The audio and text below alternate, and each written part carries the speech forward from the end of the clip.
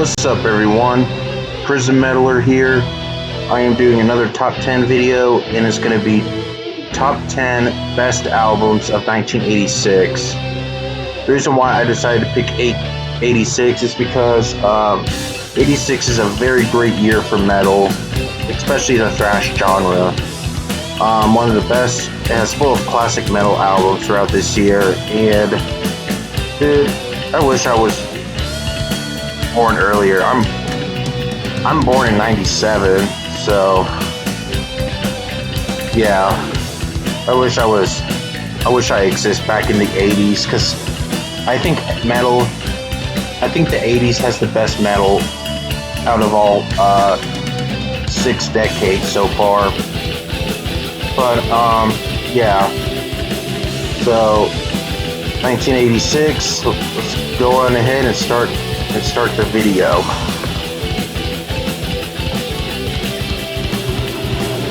Alright, hold on, sorry guys, I just got a text. Alright, number 10, we got Fatal Portrait by King Diamond, his debut album. This is a very masterpiece album. This is one of my favorite albums by King Diamond. I just love how dark and progressive this is, and I really enjoy his songwriting, and this is why it has to go in my top 10. I don't really want to go to details here, but if you really enjoyed this progressive and dark themes, you should definitely check this album out.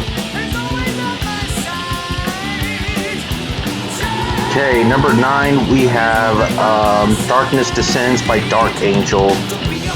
Another thrash masterpiece album. Dark Angel is a very underrated band. This is one of the best albums in the thrash genre. Just amazing. Probably one of my favorite albums by them, especially one of my favorite thrash albums. You really need to listen to this album. This is almost just as extreme as Slayer's Rain and Blood, but that's how extreme this album is. Except it's longer, and most of the songs in there are way over 3 minutes. But yeah, this is a very fast album. If you haven't checked this album out, you really need to check it out, because this is a masterpiece album if you haven't listened to it. And this is the very first album to feature my favorite drummer of all time, Gene Hoglan. He is one of my favorite drummers of all time, and he just kicks ass every time whenever he bangs those drums.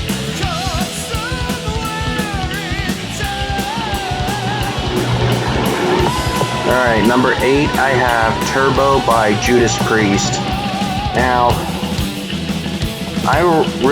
many people say that this is the worst Judas Priest album in the 80s, which I strongly disagree. I thought this is a really great album. Many people bash it because it's glam metal or hair metal or whatever you want to call it. I thought this is a very great album.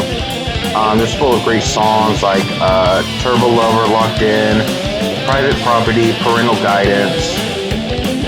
I like all songs on there. Shit. But yeah, I'm a big fan. If you listen to this album and didn't like it, I think this album deserves a second chance, because whenever I listened to it, I didn't like it at first. Then I decided to give it a chance, and I just enjoy that song a lot. Album. Fuck. I enjoy this album a whole lot than I ever thought I would. But yeah, this is an amazing album. If you didn't like this album at first, I think you should give this album a chance. If not, then that's okay, because I respect your opinion. Number 7, I have Beyond the Gates by Possessed. Just like with Judas Priest's Turbo, this album also got pissed on. Even though this album is not glam at all, they hated it for its shitty production, and it sounded too muddy. But for me, I just love its muddy sound. I think it definitely fits with this album. I just feel like how heavy this production is, and this album is almost just as good as their debut album. in my opinion. I just really enjoy it. I really love, I just love Mike Toraro's songwriting. But, yeah. If you didn't like this album at first, I think you should give it a second chance.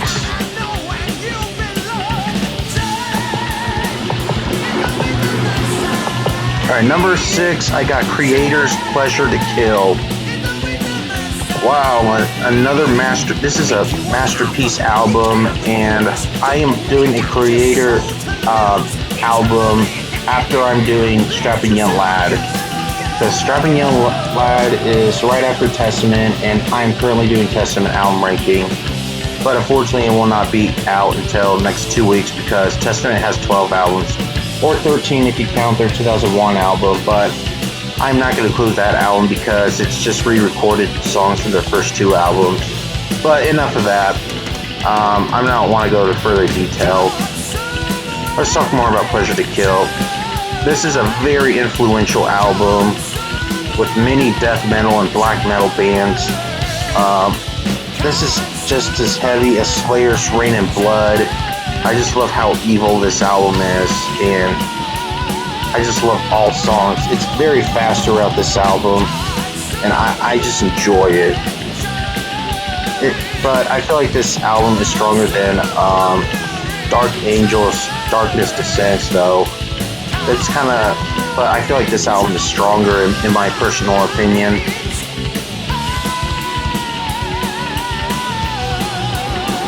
And number 5, I have Megadeth's Peace Sells, Who's Buying?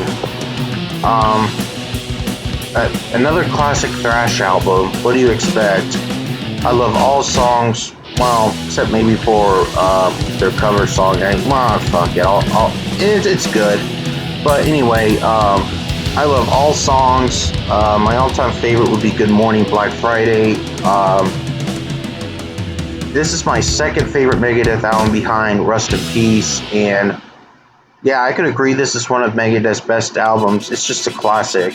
Amazing songwriting. That's all I have to say. Number 4, I have Black Sabbath's Seventh Star. When I first listened to this album, I actually do like it, but I didn't really think it's one of their best, and then I decided to give this album a chance.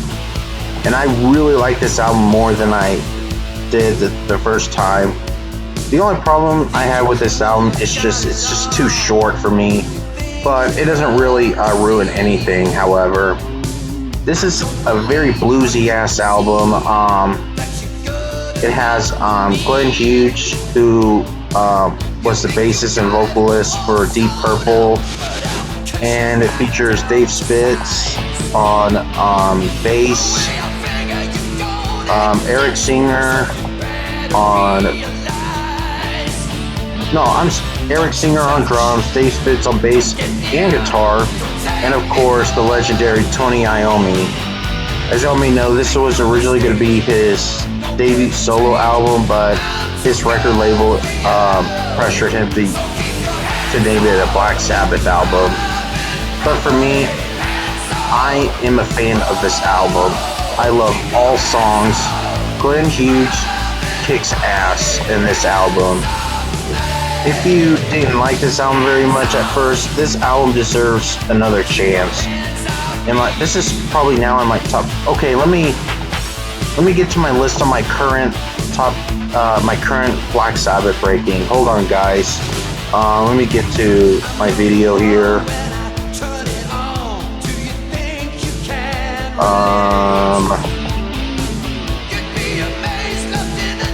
Okay, here is my list. My update ranking. Okay, here it is. 19, Forbidden. 18, Born Again. 17, Never Say Die. 16, Headless Cross. 15, Technical Ecstasy. 14, Tire. 13, Demonizer. 12, 13, 11, Cross Purposes. I'm starting to like this album more, by the way. Number 10, Eternal Idol. 9, Volume 4. I'm liking Volume 4 a lot more now. 8, their debut self-titled album. 7, Mob Rules. 6, Paranoid. 5, Seventh Star. 4, Sabotage. 3, Master of Reality. 2, Sabbath, Bloody Sabbath. And number 1, Heaven and Hell. So yeah, that is my current ranking for Black Sabbath. And Seventh Star is an amazing album. If you haven't listened to it, check it out. I just love Tony Iommi's bluesy ass guitar, especially the solos. You definitely want to check it out. Number 3, I got the legendary Metallica's Master of Puppets.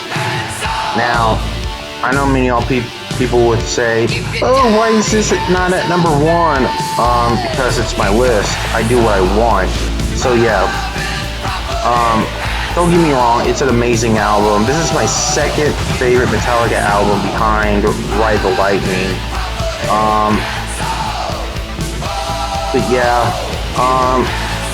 even though my list did change a bit. 10, Saint Anger.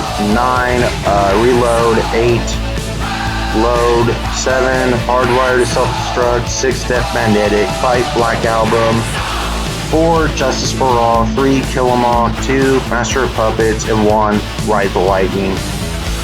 Yeah, but it's still an amazing album. Don't get me wrong. There's nothing else I have to say here. Number 2, I have Slayer's Rain and Blood.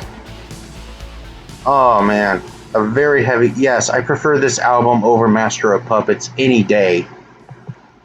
But yeah, why? I just love how evil this album is. It's very, very fast, non-stop. Most of the songs are like under 3 minutes, and it definitely has room for a middle section and guitar solos. It's just a perfect album. Yes, it's a very short album, but it's so fast and very heavy, you get so overwhelmed. This is why this has to be in my top 3.